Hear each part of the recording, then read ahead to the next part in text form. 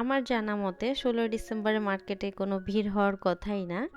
তো হঠাৎ করে ১৬ ডিসেম্বর বিজয় দিবস সবাই যাবে ঘোরাফেরা করতে, সবাই কেন মার্কেটে গেল? আসসালামু আলাইকুম। মেঘলাস ওয়ার্ল্ডে সবাইকে স্বাগতম করছি। আমি মেঘ, ঢাকা থেকে বলছি। কাছে এবং দূরে, দেশ এবং দেশের বাইরে যে যেখান থেকে আমার ভিডিওটি দেখছেন, আশা করছি সবাই আল্লাহর রহমতে খুব ভালো আছেন। আলহামদুলিল্লাহ, আমরাও খুব ভালো আছি। তো ভালো আছি বলেই কিন্তু বাইরে বের হয়েছি আজকে। তো এটা ছিল ১৬ ডিসেম্বরের রাতের ভিডিও। তো আপনাদের ভাইয়া বলতেছিল যে ঘুরতে যাবা কিনা। তো আমি বললাম ঘুরতে যাবো আর কোথায়, এখন কি আর ঘোরার সময় আছে আমাদের? তো দুষ্টামি করতে করতে তো ঘোরার জন্য বলতে কি খাওয়ার জন্য একটু বাইরে গিয়েছিলাম।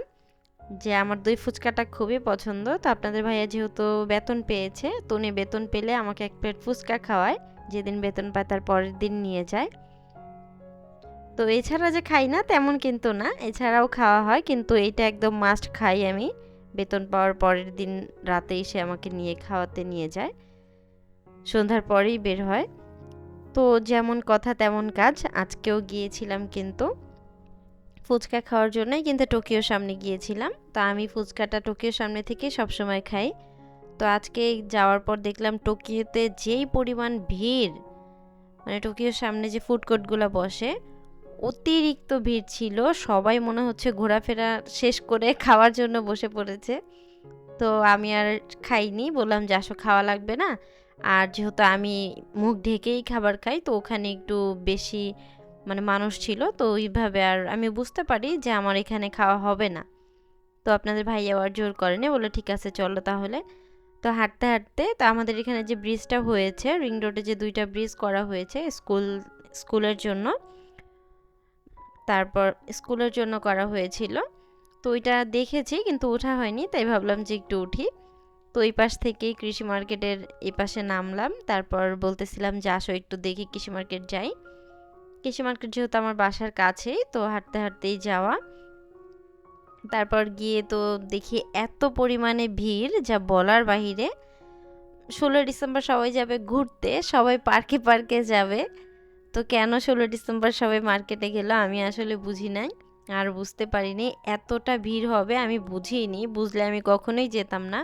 আমি ফোন বের করে যে ভিডিও করব ওই রকম কোনো অপশন আমি পাইনি, কোনো ওয়েই ছিল না, এতটা পরিমাণে ভিড় ছিল যে।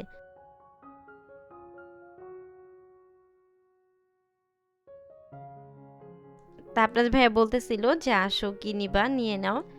তো দেখতে কি নিব, হুট করে যাওয়ার আমরা তো ডিসাইড করে যাইনি যে আমরা কিছু কিনবো। তো দেখতে দেখতে বাবুর জন্য কয়েকটা জামা ভালো লাগলো, মানে হাতাওয়ালা জামাগুলো ভালো লাগতেছিল। তো এগুলো কিন্তু খুবই কম দাম ছিল, অতটাও বেশি ছিল না। এই যে জামাগুলো কিন্তু ২০০ টাকা করে রেখেছিল, জামাগুলো ভালো লাগছিল। আর এই হুডিটা নিয়েছিল ২০০ টাকা, হুডিটাও ২০০ টাকা।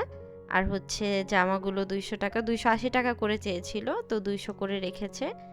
তারপর এই যে মাথার যে কানে দেওয়ার এটাকে কি বলে আমি জানি না, এটা কিন্তু আমি কখনো ইউজ করিনি। সে দেখে বলতেছে এটা আমাকে কিনে দাও।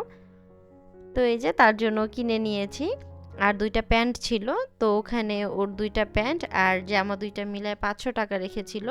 প্যান্টগুলো কিন্তু ৮০ টাকা পার পিস বলেছিল, তো আমরা যেহেতু কয়েকটা জিনিস একসাথে নিয়েছি, তো সবগুলো মিলে ৫০০ টাকা রেখেছে। আর হুডিটা কিন্তু অন্য দোকান থেকে নিয়েছিলাম। তো এখনো পর্যন্ত আমার যে আপুরা ভিডিওটা দেখছেন, ভিডিওটাতে হয়তো একটা লাইক করতে ভুলে গিয়েছেন, তারা প্লিজ একটা লাইক করে ভিডিওটা কন্টিনিউ করুন। আর যারা অলরেডি কাজটি করে ফেলেছেন তাদেরকে অসংখ্য ধন্যবাদ। আপনি যদি আমার চ্যানেলে আজকে নতুন হয়ে থাকেন, তাহলে আপনি আমার চ্যানেলটাকে সাবস্ক্রাইব করে নিতে পারেন। আর পাশে থাকা বেল আইকনটি প্রেস করে দিতে পারেন, এতে করে আমি নতুন কোনো ভিডিও ছাড়া মাত্রই আপনার কাছে নোটিফিকেশন পৌঁছে যাবে। আর আপনি যদি চান আপনার সময় এবং সুযোগ মতো ভিডিওটা দেখে নিতে পারবেন। তো এই যে ভিডিওতে ফেরা যাক। আর আমার জন্য দুইটা সোয়েটার নিয়েছিল। তা আগে যেটা দেখলেন খয়েরিটা, সেটা কিন্তু আপনাদের ভাইয়া পছন্দ করে নিয়েছিল। আমি কিন্তু সোয়েটার পরি না, তারপরও সে নিয়েছে যে নাও ভালো লাগবে। তো এগুলো কিন্তু ২০০ টাকা করে ছিল, একদমই কম প্রাইসে ছিল। তো ভ্যানে বিক্রি করতেছিল, কিছু ভ্যান ছিল ১০০ থেকে ১৫০ টাকার মধ্যে, আর কিছু ছিল যে ২০০ টাকা বলতেছিল। তো এইগুলো ২০০ টাকার ভ্যান থেকে নেওয়া ছিল। তো তো এই কালোটা কিন্তু আমি আমার পছন্দের নিয়েছি, ওইটা আমার ভালো লেগেছিল, একটু শর্ট ছিল, দেখা যায় যে বোরখার উপরে পরার জন্য, আবার এমনিতেও পরতে পারবো।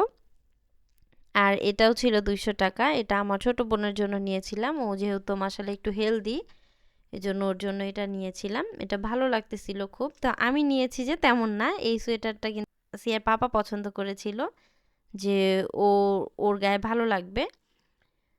তো সোয়েটারটা আমারও খুব ভালো লেগেছিল, তারপর আমি বললাম যে ঠিক আছে নিয়ে নাও। তো এই যে 3টা সোয়েটার কিন্তু 600 টাকা নিয়েছে, এমনিতে কিন্তু মার্কেটে কিনতে গেলে আরও বেশি লাগতো। আর এই কালো সোয়েটারটা বেশি ভালো লাগার কারণ হচ্ছে এই যে পার্ল দেওয়া ছিল, বাটনগুলো পার্লের ছিল, তো আমার খুব ভালো লেগেছিল, এই জন্যই নেওয়া। তো আমরা কিন্তু কোনো প্ল্যান ছাড়াই গিয়েছিলাম যে কেনাকাটা করব, হুট করেই ঢুকলাম যে দেখি কিছু ভালো লাগে কিনা। তারপর দেখতে দেখতে কিন্তু অনেক কিছু কিনে ফেললাম। এই যে আমার বাজারের টাকা থেকে কিন্তু টাকা কমে গেল, এখনো কিন্তু বাজার করা হয়নি। তো সিয়ার জামাগুলো কেমন হয়েছে আর আমাদেরগুলো কেমন হয়েছে সবাই জানাবেন। তো আজকের ভিডিওটা এখানেই শেষ করছি, সবাই ভালো থাকবেন, সুস্থ থাকবেন, আল্লাহ হাফেজ, আসসালামু আলাইকুম।